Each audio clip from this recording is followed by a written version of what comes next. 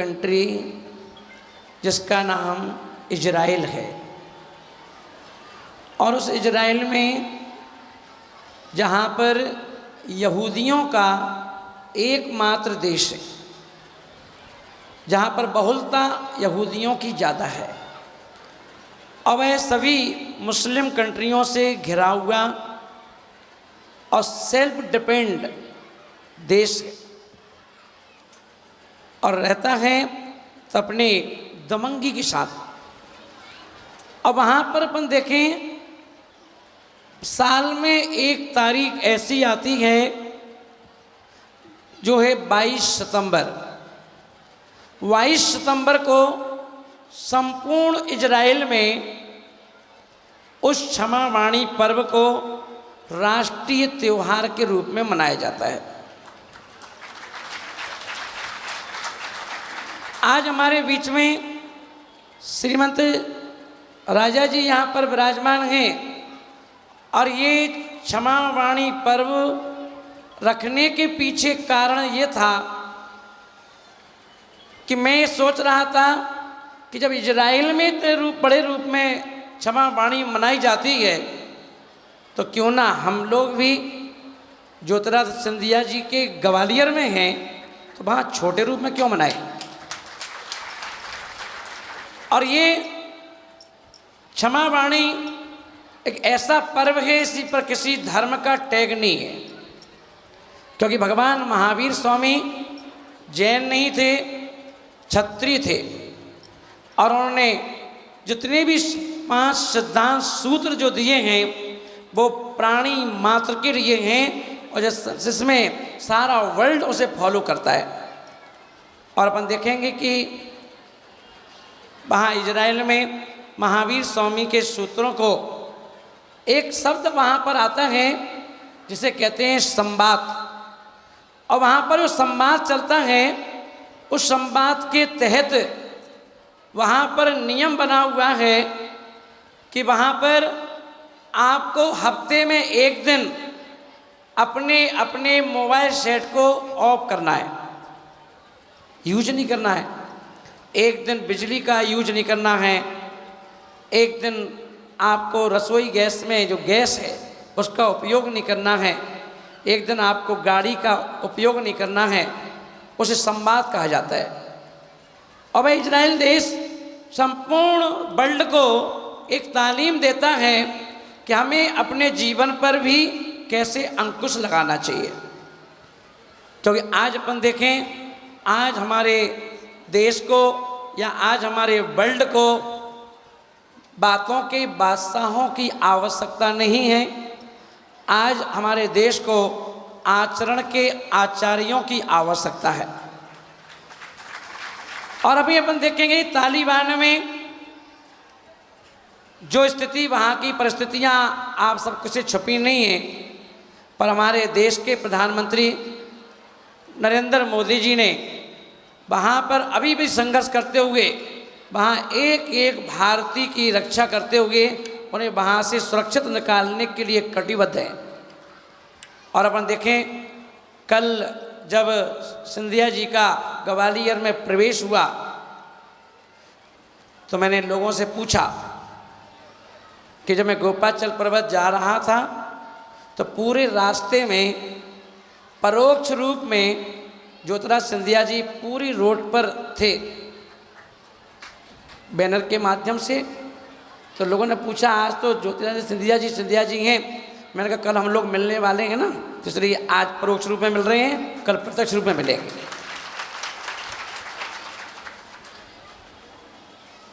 महानुभाव, एक कहावत है कि बड़े मियाँ तो बड़े मियाँ, छोटे मियाँ सुहान लल्ला। सिंधिया जी, एक कहावत है, आपने भी सुनी होगी कि बड़े मियाँ तो बड़े मियाँ, छोटे मियाँ सुहान लल्ला। बड़े मियाँ यानी पिताजी, फादर माधवराव सिंधिया, और माधव सिंधिया जी ने जो राजनीति में थे तो सरकार ने उन्हें रेल मंत्री बनाया था। तो उन्होंने कहा कि पूरे भारत में हमारे ग्वालियर के लोगों को कहीं भी जाना हो तो सिंधिया जी ने हर ट्रेन को क्या कर दिया था, स्टेशनों पर रुकवा दिया था कि ग्वालियर का कोई भी व्यक्ति कहीं भी जाना चाहे, किसी भी क्षेत्र पर जाना चाहे, कहीं की यात्रा करना चाहे, गुरु के पास जाना चाहे या भगवान के पास जाना चाहे, रेल ट्रेन जो है यहाँ से मिलेगी।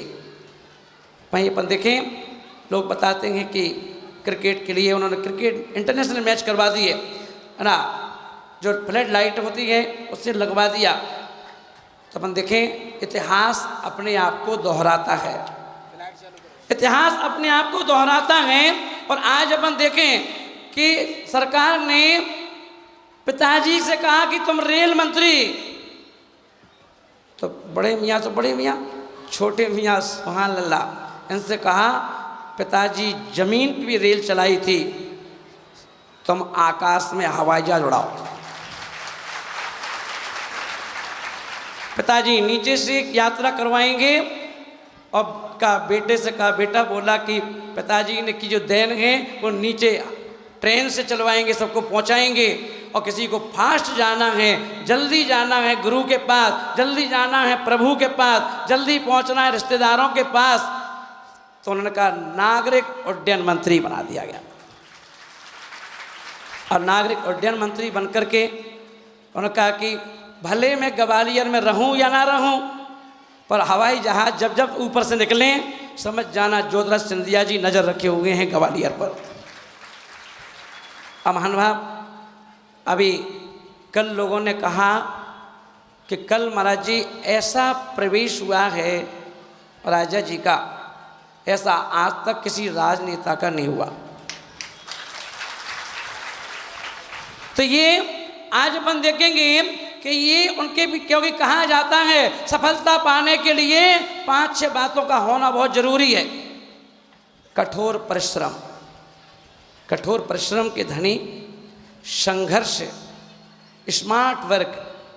स्मार्ट वर्क देखो चेहरे से धरती नहीं झलकती है। पिछली बार सिंधिया जी ने मंच से कहा था कि मेरी शकल पर मत जाना, है ना। मैंने अपने आप को क्या कर रहे हैं, स्मार्ट वर्क से अपने आप को सुंदर बना के रखा है। तो अपन देखेंगे स्मार्ट वर्क हमारे जीवन में, स्मार्ट वर्क, कठोर संघर्ष, कठोर परिश्रम और धैर्यता, उन्होंने धैर्य रखा।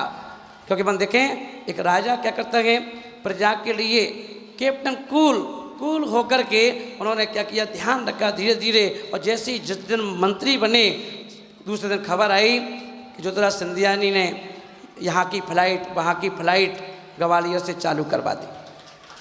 इसका मतलब है कि वह कटिबद्ध हैं, उनके दिमाग में ग्वालियर के लिए कुछ करने की मन में है, इच्छा है, मनसा है।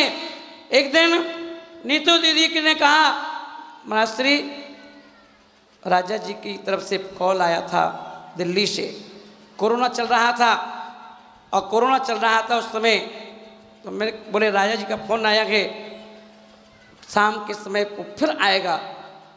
तो मैंने पूछा, उन्होंने तुरंत हालचाल पूछा, महाराज साहब कैसे हैं, स्वास्थ्य कैसा है, कोरोना काल चल रहा है।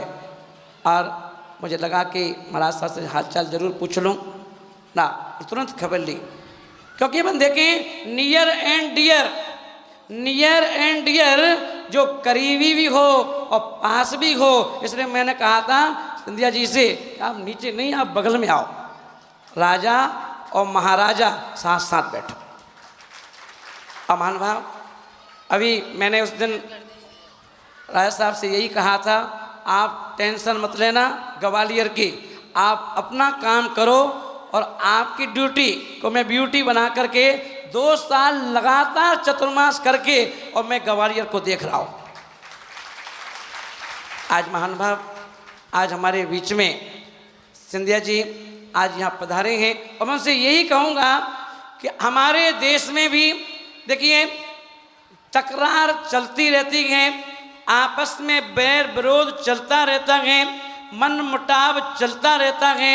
और महावीर स्वामी ने कहा कि सुबह का भूला शाम को यदि लौट के आ जाए उसे भूला नहीं कहते। इसीलिए हाथ जोड़ करके एक दूसरे से बोले उत्तम क्षमा, सुबह गलती हो जाए शाम को हाथ जोड़ के क्षमा मांग लो, है ना, तो क्या होता है वो बैर विरोध समाप्त हो जाता है। इसलिए उसका नाम ही तो क्षमा वाणी है। क्योंकि अपन देखें इस क्षमा वाणी को खाली ग्रंथों में नहीं, निर्ग्रंथों ने अपनी वाणी से क्षमा भी किया है। कहा गया है क्षमा वीरस्य भूषणम। लोग, हमारी माताएं बहनें सोने के आभूषण पहनती हैं, सोने के कंगन, सोने की झुमकियाँ, सोने की चूड़ियाँ, करधनी से अपने आप श्रृंगार करती हैं। और वीरों का श्रृंगार सोना नहीं, चांदी नहीं, हीरे नहीं, मोती नहीं, उनका श्रृंगार जो होता है वह क्षमा होता है। इसलिए क्षमा वीरस्य भूषणम। आपको याद हो लाल बहादुर शास्त्री ने पाकिस्तान के लाहौर पर तिरंगा फहरा दिया था, पर बाद में उसको क्षमा किया गया कि चलो भाई तुम भी क्या करोगे, वापस ले लो। क्षमा हमारे नस नस में, प्राणी मात्र में क्षमा भरी हुई है। ऐसे क्षमा वाणी पर मैं आज सिंधिया जी से भी यही कहूँगा कि सिंधिया जी ये पहल मेरी तरफ से आप कर देना, कम से कम कि हो सके तो ये क्षमा वाणी, क्योंकि इस पर किसी धर्म का कोई टैग नहीं है, ये क्षमा वाणी पर्व राष्ट्रीय पर्व के रूप में यदि हमारे देश में भी मनाया जाए, हमारे देश में भी क्षमा वाणी पर्व एक साल में एक बार एक तिथि निश्चित करके उसे मनाया जाए, जिससे कि हम एक दूसरे से, हिंदू मुस्लिम से, सिख ईसाई से, आपस में एक दूसरे से, क्योंकि हम सब एक हैं, इंसानियत के देवता हैं, हम सब एक दूसरे क्षमा मांग सकें। ऐसी भावना के साथ क्या करेंगे, हम लोग एक दूसरे क्षमा भी मांगेंगे। और यहाँ पर आज अपन देखें जहाँ हमारा नगर गवालियर नगर सिद्ध क्षेत्र है, यहाँ गोपाचर पर्वत से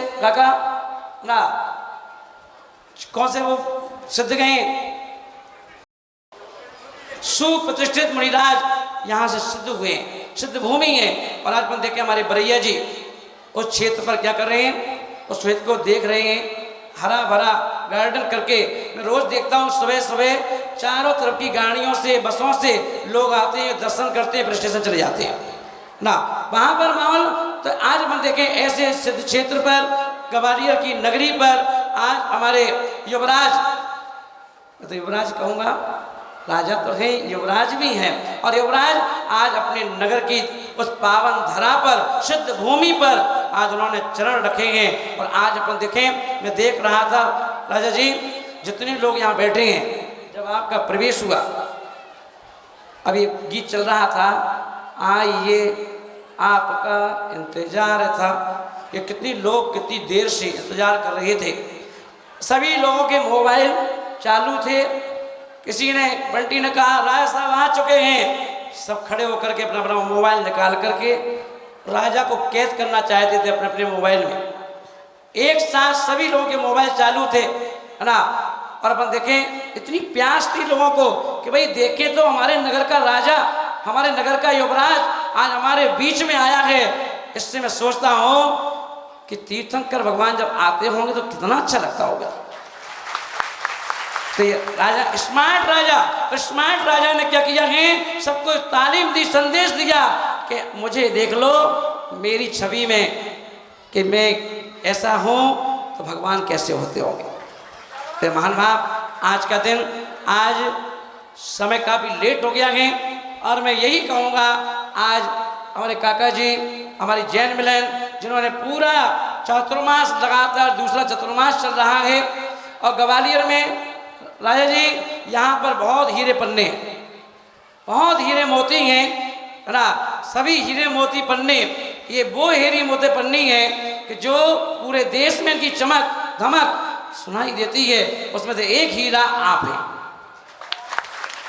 और मैं आपसे यही चाहूँगा, कल का दृश्य देख करके मैं समझ गया कि राजा जी को कितने लोग चाहते हैं। बच्चा बच्चा आपको चाहता है। मैं देख रहा था हर पोस्टर पर अलग अलग फोटो लगे, फोटोग्राफ्स लगे हुए थे, सभी अभिनंदन स्वागत कर रहे थे। ऐसे पता चल रहा था कि आपका नेटवर्क बहुत अच्छा है, और मैं चाहता हूँ कि आज आप राजा बनकर आए। मैं चाहूँगा जल्दी से मध्य प्रदेश के महाराजा सीएम बनकर के आए, क्योंकि आपको खाली ग्वालियर ही नहीं, संपूर्ण मध्य प्रदेश आपसे आशा रखता है कि हमारे ग्वालियर का विकास हो। खाली ग्वालियर ही नहीं, संपूर्ण मध्य प्रदेश का विकास हो, संपूर्ण मध्य प्रदेश पूरे भारत में अपनी एक अलग पहचान बनाए, अपने अलग दिशा दशा उसकी अलग रहे, ये भावना रखता है और आपसे भी आशा रखता है। मैं यही काका जी आज चलता हूँ 2 मिनट, आज राजा भी लेट आएंगे, महाराजा भी 2 मिनट। तो महानुभाव मैं यही कहूँगा, आज का दिन बड़ी खुशी का दिन है और आज खुशी यही है कि आज क्षमा वाणी पर्व है। और मैं आप सबसे भी कहूँगा और राजा के साथ सभी लोग हाथ जोड़ो और बोलेंगे उत्तम क्षमा। किससे बोला? अच्छा पहले हमसे बोल दो, बोलो महाराज श्री उत्तम क्षमा। अभी महाराज से बोल दो उत्तम क्षमा।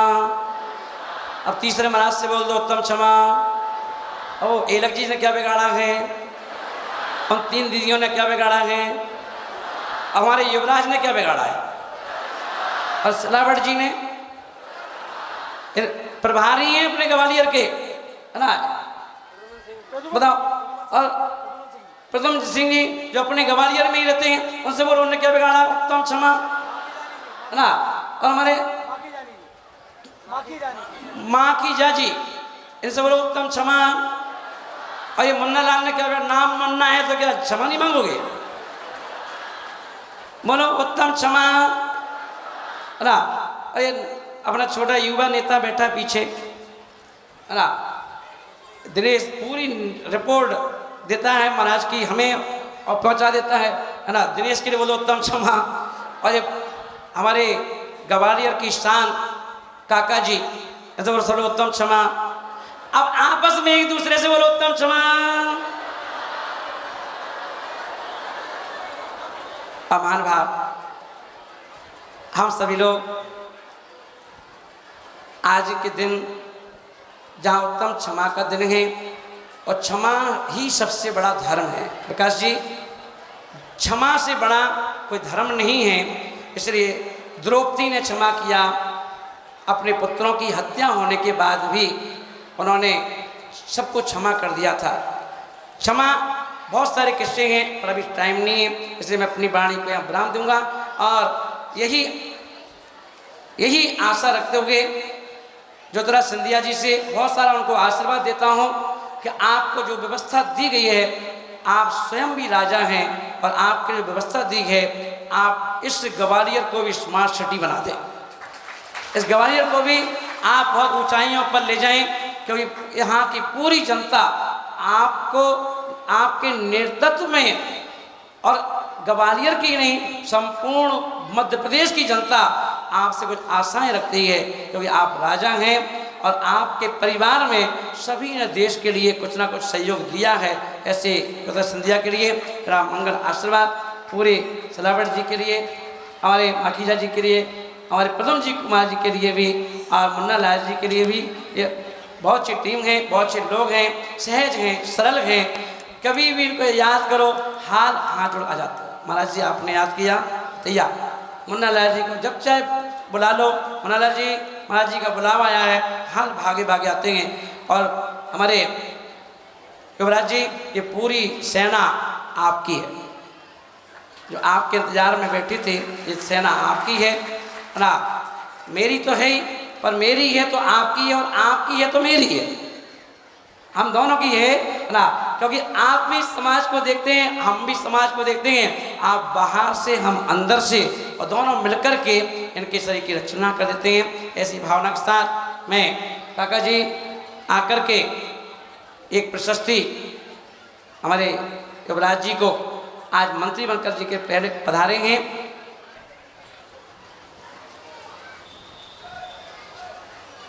मनला जी, हाँ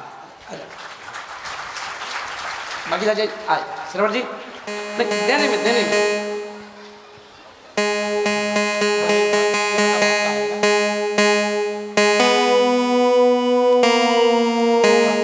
अब हम लोग जिनके उद्बोधन के लिए आप आ जाओ। विजय, हाँ सभी लोग एक बार तालियां बजाएं।